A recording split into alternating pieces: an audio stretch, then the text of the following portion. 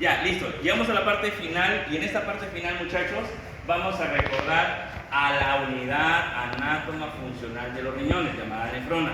Vamos a ver cuáles son los componentes de la nefrona y también vamos a hablar de la formación de la orina. ¿Qué es la nefrona? Siempre preguntan, ¿no? ¿Qué es nefrón o nefrona? La nefrona se llama la unidad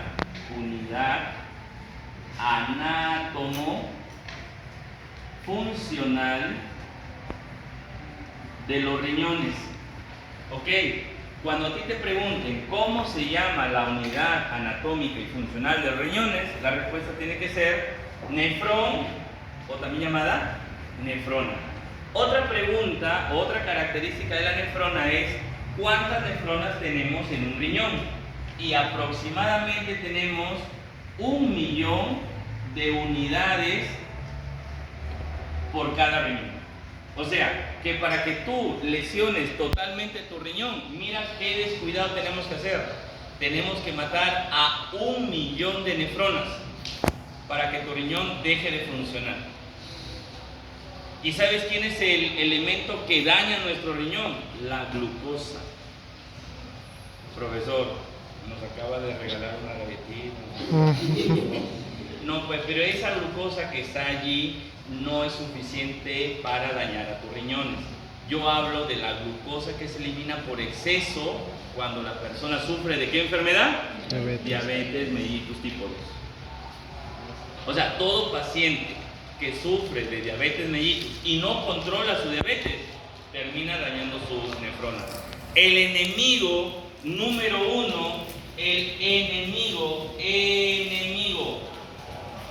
de la nefrona no es la falta de agua, no son los condimentos, no son los minerales, es la glucosa.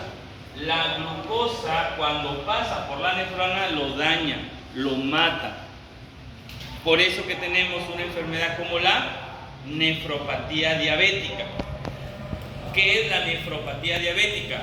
Es una enfermedad que daña al nefrón producido por la diabetes mellitus descompensada. Son aquellos pacientes que ya tienen diagnóstico de diabetes, pero que no reciben su tratamiento o no cumplen su tratamiento.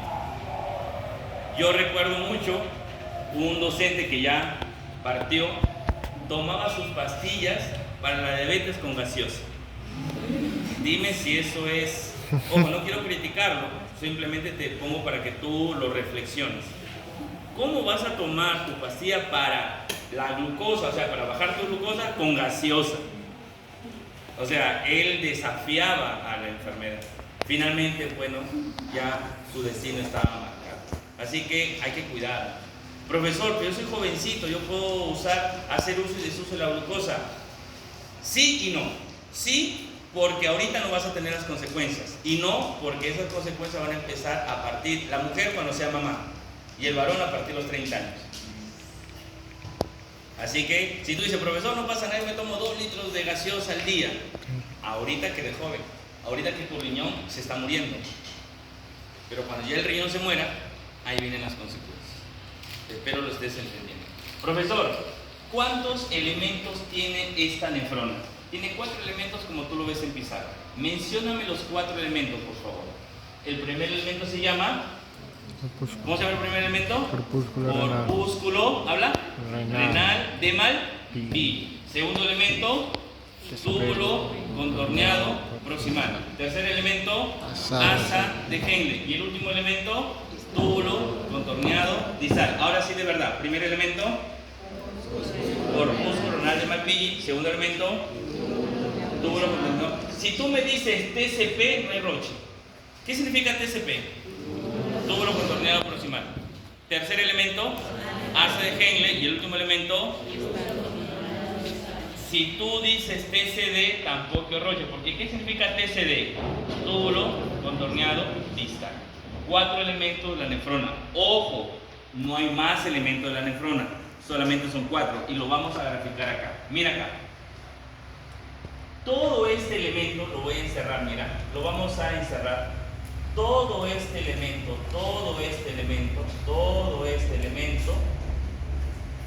¿sí? Todo este elemento que estamos encerrando se llama corpúsculo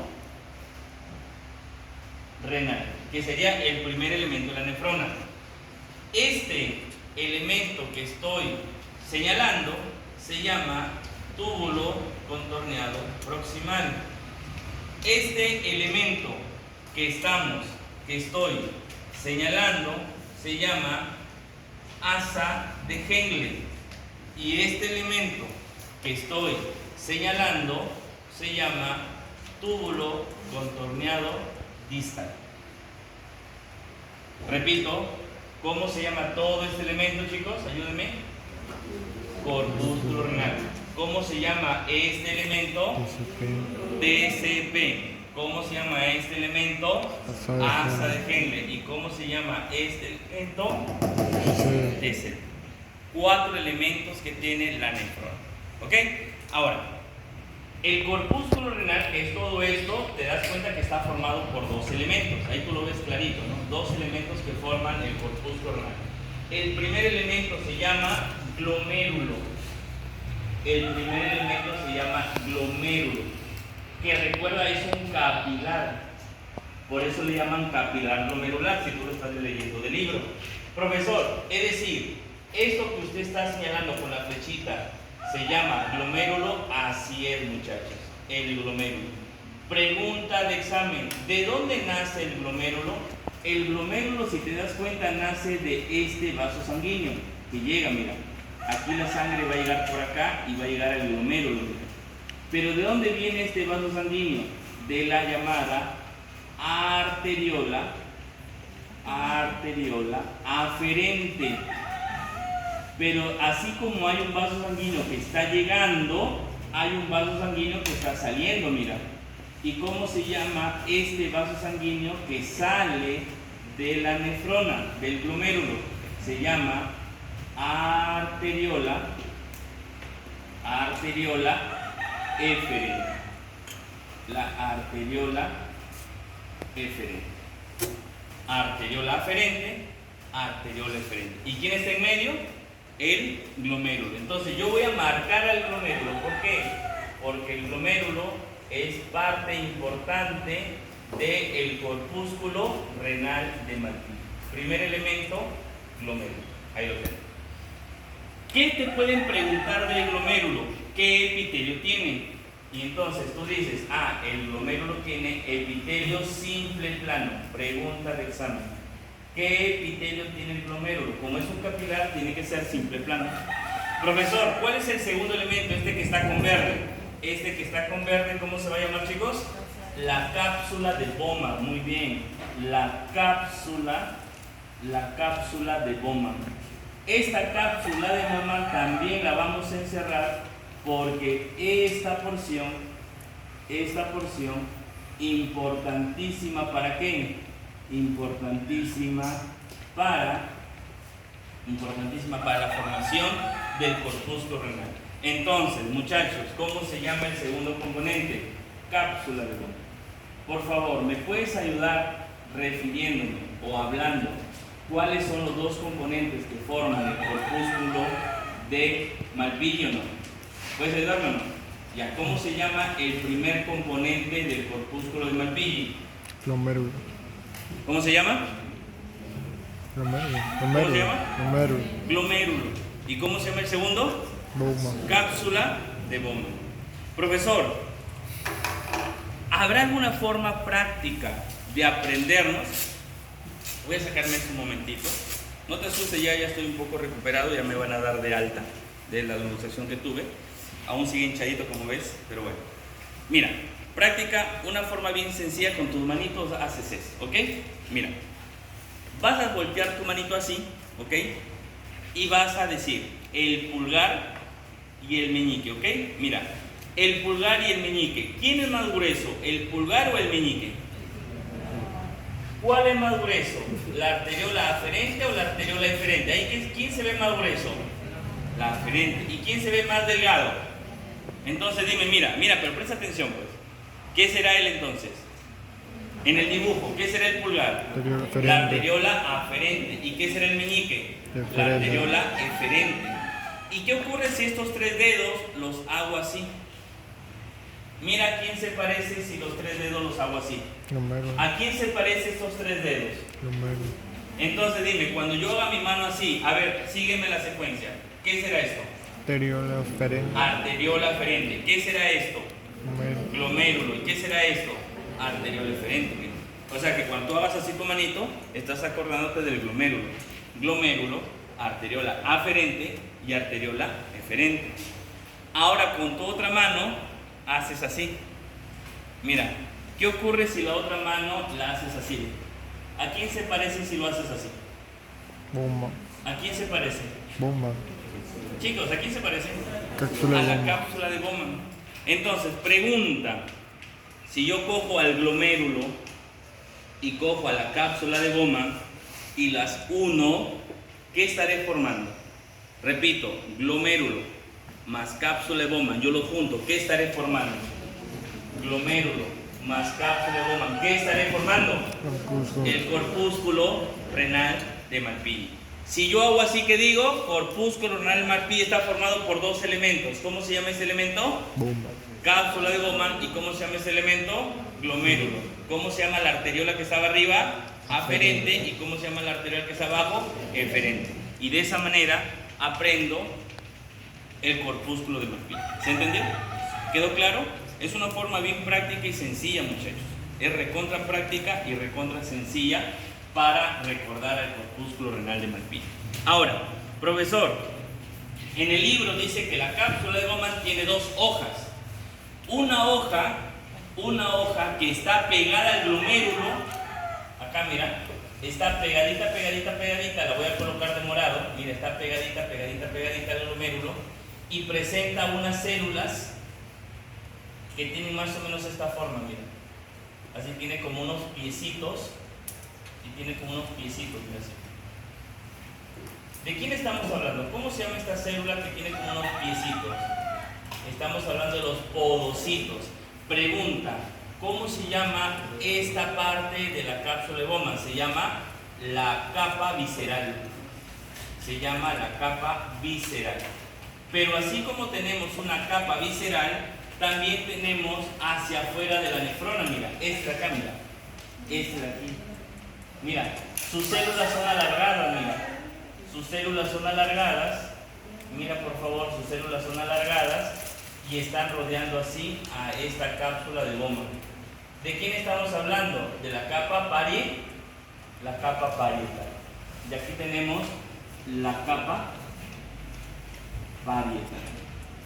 Entonces, a ver, para completar nuestro esquema, ¿cuántas capas tiene la cápsula de Bowman?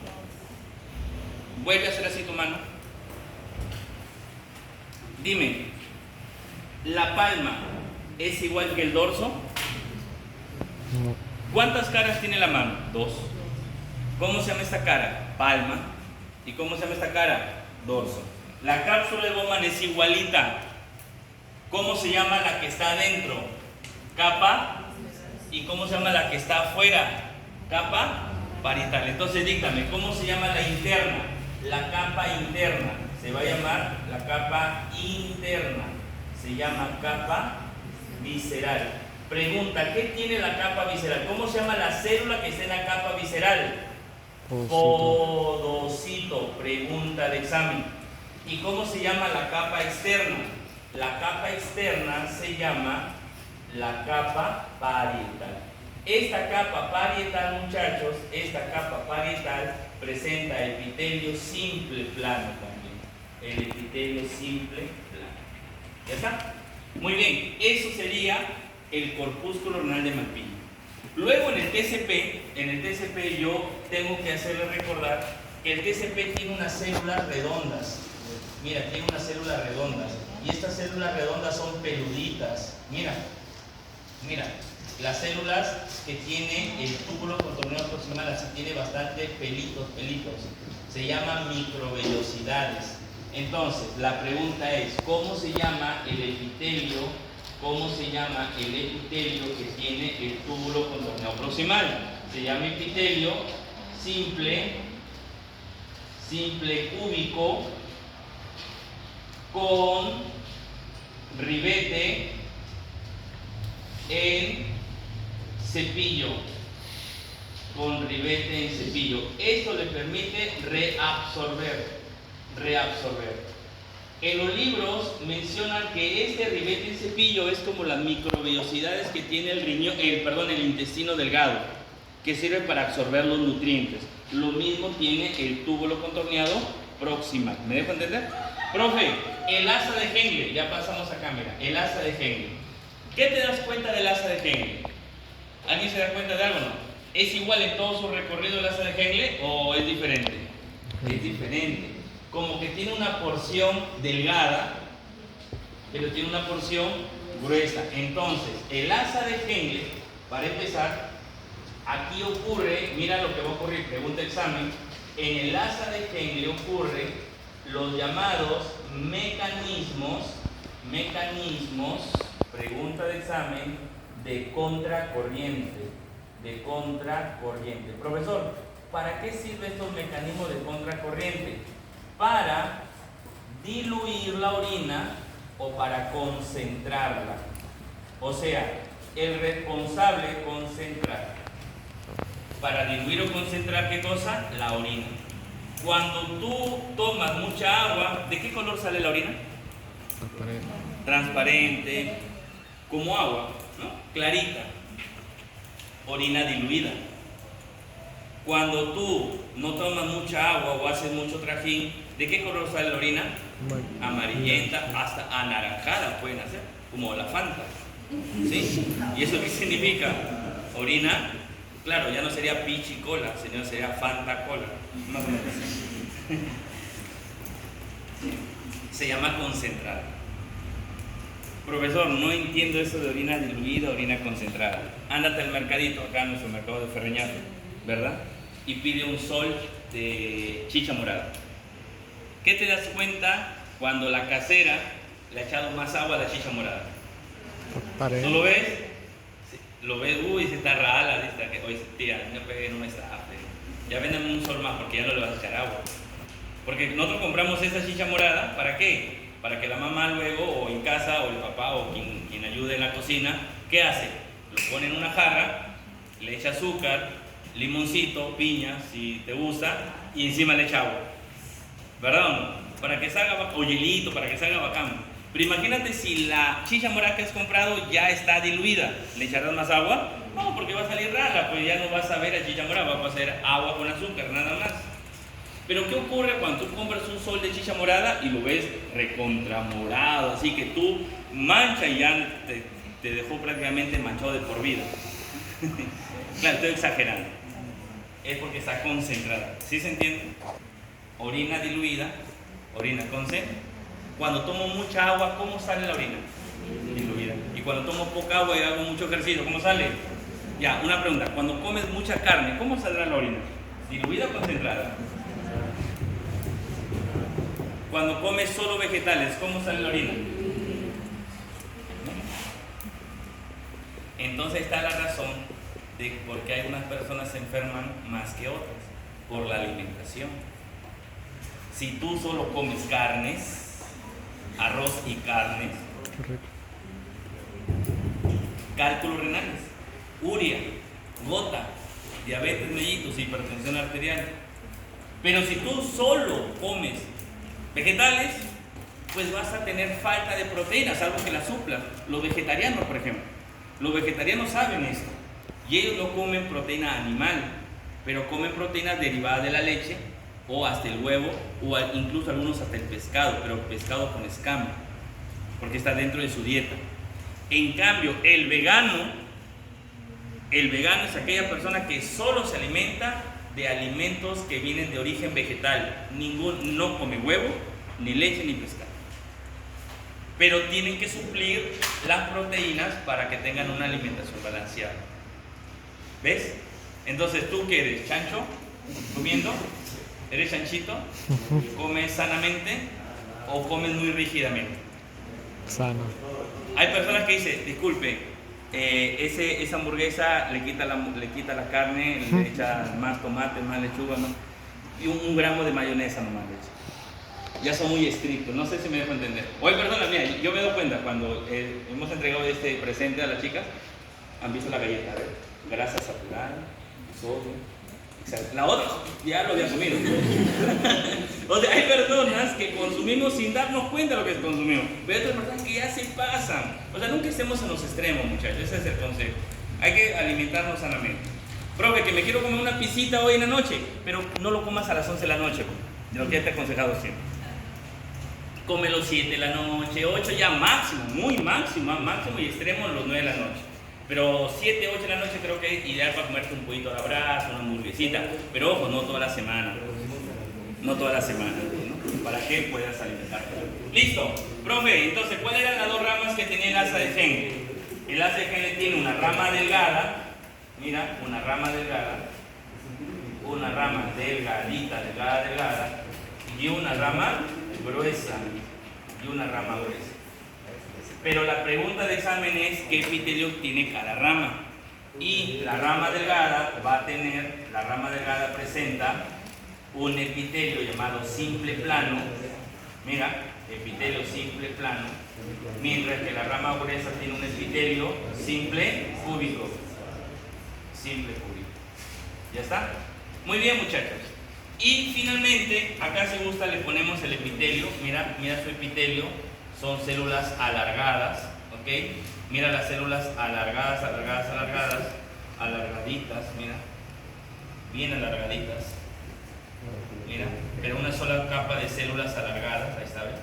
Pero mira ahora el epitelio de la parte gruesa, son cúbicas, ¿no? Redonditas, pero ya sin pelitos, ya pegaditas, ¿no? Mira, o sea, sin pelitos, ¿no? Claro, él tiene pelitos, él no tiene pelitos, así entiéndemelo de esa forma práctica. Profesor, ¿y cómo será el epitelio del túbulo contorneado distal? Que es la última parte. Este epitelio va a presentar células también redonditas, mira, redonditas. O sea, mira, se parecen los tres, ¿no? Mira, redonditas. Se parecen, ¿sí? Pero mira, el primero es peludita, la segunda es peladita y la tercera manchadita. Así aprenderán. Peludita, redondita, peladita, y este es manchadita. Profesor, ¿qué significa manchadita? Que tiene manchas sus células. Sus células están en su citoplasma, tienen una mancha. Pregunta, la palabra mancha en latín, ¿cómo se dice? Mácula. Mira, y está concentrada, está densa. Entonces, ¿cómo se llama lo que tiene dentro las células este túbulo contorneado proximal? A la famosa mácula densa, es decir, epitelio del tubo contorneado distal. Es un epitelio simple cúbico con la mácula densa. La mácula densa, recuerda que es el encargado de regular la filtración glomerular. Pregunta de examen. ¿Cuál es la función de la mácula densa? Pregunta de examen. ¿Cuál es la función de la mácula densa? Su función es regular la filtración glomerular. La filtración glomerular. Recuerda que la mácula densa forma parte del aparato yuxtaglomerular. Profesor, ¿y el aparato yuxtaglomerular usted lo dijo? ¿Qué elementos tiene? Recuerda, el aparato yuxtaglomerular está formado por tres componentes que te voy a regalar una mnemotecnia. ¿Cuál es la mnemotecnia? Yumapo. ¿Cuál es la mnemotecnia? Yumapo. Profesor, ¿qué significa yumapo? Yu, células yuxtaglomerulares. Ma, ¿qué significa? Chicos, ¿qué significa ma? Mácula densa. Y po, célula de Polkisen. Célula yuxtaglomerular, mácula densa y célula de Polkisen, pregunta de examen, forman el aparato yuxtaglomerular, que ellos regulan directamente la presión arterial. ¿Ya? Profe, para terminar,